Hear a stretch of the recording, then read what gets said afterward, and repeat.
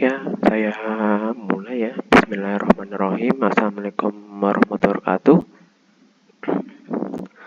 Baik ya, untuk teman-teman yang sekiranya tidak bisa ke kampus karena mungkin ada yang sakit dan juga mungkin menjaga neneknya, saya ini ya, untuk pertemuan hari ini mungkin karena kalian berhalangan, saya buatkan semacam video pembelajaran saja ya.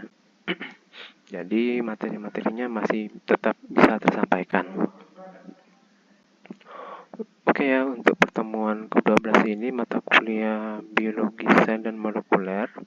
Kita masuk ke pertemuan 12, pembahasannya mengenai replikasi dan perbaikan DNA. Oke, kita lanjut ya. Apa itu replikasi? Ini replikasi adalah proses memperbanyak bahan genetik gitu.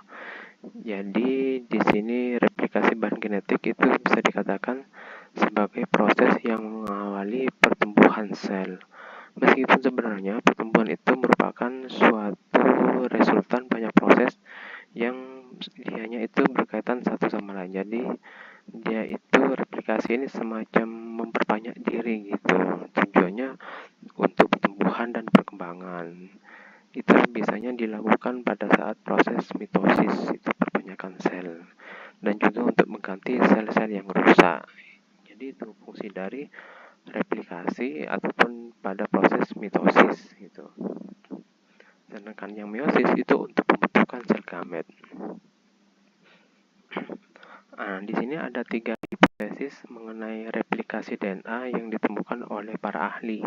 Ada yang secara konservatif, semi konservatif, dan dispersif gitu. Nah, ini adalah 3 model dari replikasi DNA. Yang secara konservatif itu dari satu generasi indukan itu dia itu menghasilkan 2 pita. Nah, 2 pita yang bentuknya double helix ini dia itu dari satu indukan dengan indukan yang kedua, dia itu tidak saling berpisah gitu. Jadi masih bentukan awalnya dan bisa membentuk pita DNA yang double helix lainnya. Jadi tidak ada pemisahan pita DNA gitu. Kemudian yang kedua itu secara semi konservatif, di situ bisa dilihat itu pita tunggal DNA induknya, dia itu dua-duanya itu saling terpisah. Nah, yang saling terpisah itulah nanti akan menjadi wadah ataupun template untuk membentuk pasangan pita anakannya gitu. Jadi antara pita indukan dan anakannya itu saling bergabung gitu. Kemudian yang dispersif di situ bisa dilihat pita indukan itu saling bercampur dengan pita DNA yang baru gitu.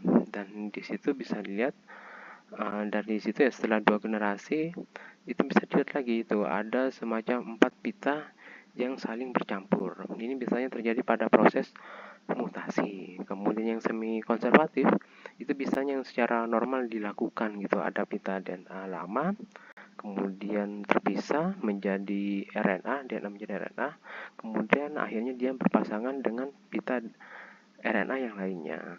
Itu sebenarnya yang biasanya dilakukan ataupun yang biasanya dipakai untuk saat ini. Nah, ini secara ini penjelasannya secara umum. Yang pertama itu replikasi secara konservatif. Ini ada molekul DNA untai ganda induk, dia itu masih tetap bergabung gitu. Jadi dia di awal bergabung, di akhir masih tetap bergabung. Kemudian kedua untai DNA ini anakan itu terdiri atas molekul hasil sintesis baru. Jadi DNA yang lama itu masih tetap bergabung dengan yang lama, tapi nanti menghasilkan DNA yang baru itu tidak mungkin gitu. Tidak bisa dipakai teori seperti ini. Yang kedua itu replikasi secara semi konservatif. Setiap molekul untai ganda DNA anakan ini terdiri atas satu untai tunggal DNA induk dan satu utas tunggal DNA hasil sintesis baru. Jadi antara yang DNA lama dengan DNA baru itu saling bergabung. Mereka saling berbentuk pita masing-masing. Nah, itu sekarang bisa lihat ya, replikasi secara semi konservatif ini ada DNA secara original ataupun DNA indukan yang bentuknya berbentuk ini double helix. Nah, DNA helix ini setelah satu kali replikasi akan menghasilkan pita DNA yang baru. Kemudian yang ketiga, replikasi secara dispersif. Molekul DNA induk ini mengalami fragmentasi ataupun pemotongan sehingga DNA anakan itu terdiri atas campuran molekul lama berasal dari DNA induk dan molekul hasil sintesis baru. Kemudian mekanisme replikasi.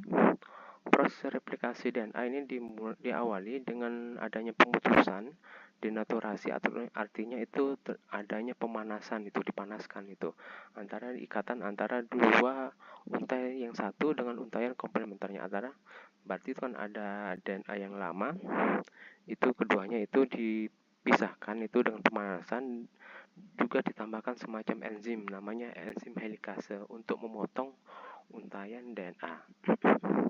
Nah, denaturasi awal ini terjadi pada bagian DNA yang dikenal sebagai origin of replication ataupun titik awal untuk terjadinya replikasi. Nah, ini untaian DNA ini membentuk struktur yang disebut sebagai garpu replikasi. Bisa dilihat pada gambar ini. Nah, itu ada dua pita yang saling bergabung, kemudian pada titik itu dia itu membuka semacam awal mula replikasi, itu disebut dengan garpu replikasi.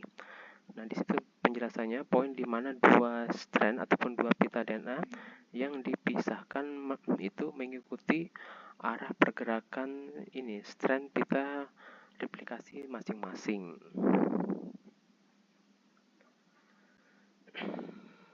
Nah, di situ bisa dilihat tuh ada parental DNA, kemudian itu ada leading strand dan lagging strand, dan di situ juga ada fragmen Okazaki. Fragmen Okazaki artinya itu potongan-potongan DNA yang disambungkan dengan enzim, itu namanya enzim ligase di situ.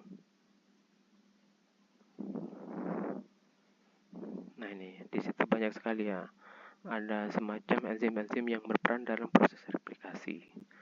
Nah, di situ bisa dilihat itu komponen apa saja yang bisa ada dalam proses replikasi. Yang pertama itu ada DNA template, yaitu molekul DNA ataupun RNA yang akan direplikasi. Yang kedua, ada molekul deoksiribonukleotida, yaitu ada DATP, yaitu deoksiribosa ATP, adenosine trifosfat.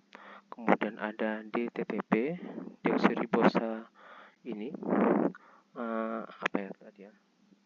timin trifosfat. Kemudian ada CTP, deoksiribosa sitosin trifosfat, dan DGTP, deoksiribosa guanin trifosfat. Yang ketiga itu ada enzim DNA polimerase. Nah, enzim ini utamanya untuk mempercepat proses polimerasi nukleotida menjadi untaian DNA. Artinya di situ untuk memperpanjang itu dari untaian DNA-nya. Kemudian yang keempat itu ada enzim primase, yaitu enzim yang mengkatalisis sintesis primer untuk memulai replikasi DNA. Jadi di situ ada semacam enzim untuk mempercepat proses pembentukan primer. Primer itu semacam gen ya, gen untuk memulai replikasi. Kemudian kelima ada enzim helikase, enzim yang membuka ataupun memotong untaian ganda DNA induk. Kemudian keenam ada protein SSB, single strand binding protein, artinya ada pita strand yang terikat pada protein, yaitu molekul protein yang fungsinya untuk menstabilkan untaian DNA yang sudah terbuka. Jadi kalau sudah dibuka, dia itu distabilkan dahulu gitu supaya dia itu tidak terlepas ataupun terpotong-potong. Kemudian ketujuh ada enzim DNA ligase yang fungsinya untuk menyambung fragmen-fragmen DNA yang terpotong tadi, disebut dengan fragmen Okazaki tadi. Kemudian tahap-tahapan replikasi DNA itu dimulai dari denaturasi, pemisahan untaian DNA induk, kemudian juga ada inisiasi pembentukan DNA, ada pemanjangan untaian DNA, ada ligasi ataupun penyambungan fragmen DNA yang terpotong tadi oleh enzim ligasi, kemudian ada terminasi ataupun pengakhiran sintesis DNA. Nah, ini langkah-langkah replikasi DNA. Yang pertama itu adanya DNA helikase ataupun enzim helikase membuka untaian ganda DNA parental pada garpu replikasi. kedua ada single strand binding protein yang menempel pada single strand DNA. Kemudian ketiga ada enzim topoisomerase untuk menghilangkan superhelix DNA. Keempat itu ada primase untuk membuat primer RNA. Kelima ada DNA polimerase yang memproduksi untai DNA yang dia itu komplementer ataupun pelengkap itu pasangan pita DNA dari peta ini DNA indukan. Jadi ini ya, semacam template yang sekiranya itu cocok berpasangan dengan pita DNA lama. Misalnya pasangan basa nitrogen adenin berpasangan dengan timin, guanin berpasangan dengan sitosin. Pasti itu akan sesuai pasangan basanya gitu. Yang keenam itu ada klaim DNA geser yang menempel pada DNA polimerase untuk meningkatkan positivitas ataupun penempelan potongan DNA. Yang ketujuh itu ada RNA sehidrogen. Ini untuk mendegradasi ataupun menghancurkan primer RNA dan meninggalkan celah. Dan kedelapan ada DNA polimerase untuk mengisi celah-celah tersebut. Dan kesembilan ada DNA ligase untuk memperbaiki potongan DNA yang tersisa. Oke, Pak. Oke, lanjut ke DNA repair ataupun ini terapi genetika, ini terapi DNA. Macamnya itu nanti akan dijelaskan. DNA repair ini ada integritas DNA penting untuk kehidupan sel dan fungsi reproduksi. Informasi yang terdapat pada DNA itu harus dilindungi selama hidup dan terpelihara dari generasi ke generasi. Kesalahan pemasangan basa dalam molekul DNA itu sudah sempurna hanya satu dalam 1 miliar nukleotida. Jadi ada semacam kesalahan pasangan basa nitrogennya itu yang menyebabkan seseorang itu menderita mutasi ataupun penyakit kelainan genetik itu. Kemudian di sini pengaruhnya bisa dari zat-zat kimia reaktif, emisi radioaktif, sinar X, dan cahaya ultraviolet itu bisa mengubah nukleotida sehingga berpengaruh pada informasi genetik yang dikode ataupun informasi genetik pada protein yang diterjemahkan. Nah, mekanismenya untuk perbaikan genetik ada mismatch repair, perbaikan salah pasang basa nitrogen, ada base excision repair, perbaikan pemotongan basa, dan nukleotida excision repair. Ada perbaikan pemotongan nukleotida. Yang mismatch repair pertama itu terjadi jika polimerase tidak efisien untuk menggandakan DNA. Ada pasangan basa yang tidak berpasangan sebagaimana mestinya yang disebabkan kesalahan nukleotida pada salah satu rantai DNA. Perbaikan ini dilakukan oleh DNA polimerase dengan cara mengoreksi setiap nukleotida pada cetakan, begitu nukleotida ditambahkan pada cetakan. Pada E. coli, ini mempunyai kemampuan untuk membedakan DNA baru dan lama. DNA lama mempunyai rangkaian guanin, adenin, timin, dan sitosin, dan gugus metil pada adenosin. Kemudian mismatch repair, setelah replikasi DNA baru mempunyai gugus GATC yang belum termutasi ataupun proses penambahan gugus metil ke molekul DNA, GATC endonuklease akan memotong rantai yang termutasi, terutama daerah yang tidak termetilasi. Kemudian ada eksisi dari ujung 5 aksen ke 3 aksen. Eksisi itu proses pemotongan jaringan pada pita DNA. Kemudian gap ataupun ruang kosong itu diperbaiki DNA polimerase dan digabungkan oleh DNA ligase. Jadi DNA polimerase itu untuk membentuk pita DNA yang kosong itu. Kemudian disambungkan dengan enzim ligase. Nah, ini mismatch repair. Bisa dilihat itu mismatch base repair, di situ ada sekiranya pasangan basa yang tidak sesuai. Kemudian itu dipotong dengan enzim helikase, kemudian ditambahkan DNA polimerase dan disambungkan dengan ini enzim ligase. Akhirnya terbentuk pita basa nitrogen yang sesuai.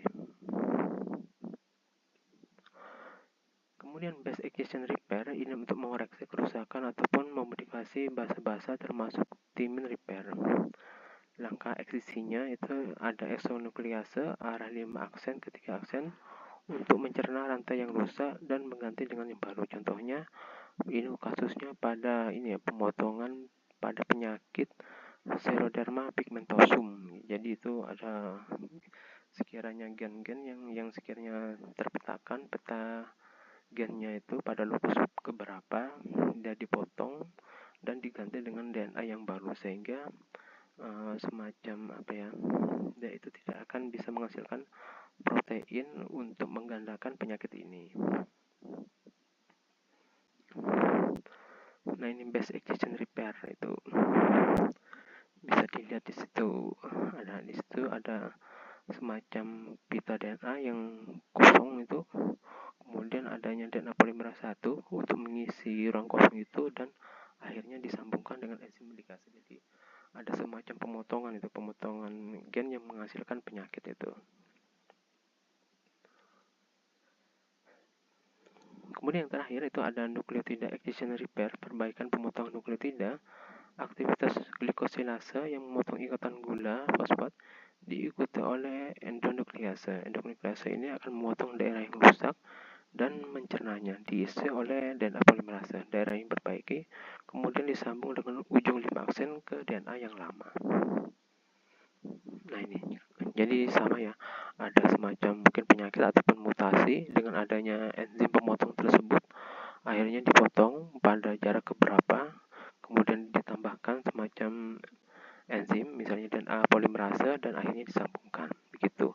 Jadi kasusnya ini pada terapi genetik itu ya, dia itu akan semakin mahal jika jarak peta gennya itu semakin panjang. Tapi kalau semakin pendek itu tidak akan begitu mahal gitu. Jadi terapi genetik itu berdasarkan dari jaraknya peta gen yang terpetakan itu, apakah sudah meluas ataupun tidak gitu. Ini kasusnya kalau untuk menghasilkan bibit yang unggul ataupun generasi yang unggul untuk berikutnya itu. Tetapi kalau masalah misalnya pada kasus kanker itu langsung saja itu dimatikan, itu langsung pada obat-obat kimia gitu. Jadi proses perbaikannya itu mungkin akan lama itu, karena itu harus diproduksi dari tubuhnya sendiri untuk memproduksi protein supaya tersambung pada pita DNA yang sudah kosong itu, sehingga efeknya pada tubuh itu mungkin bisa saja lemes itu, ataupun efek lainnya kalau orang mengalami terapi itu, semacam terapi genetik itu. Baik, itu yang bisa saya sampaikan pada pertemuan hari ini. Semoga kalian yang sekiranya tidak bisa ke kampus bisa sehat-sehat dan urusannya lancar. Terima kasih. Assalamualaikum warahmatullahi wabarakatuh.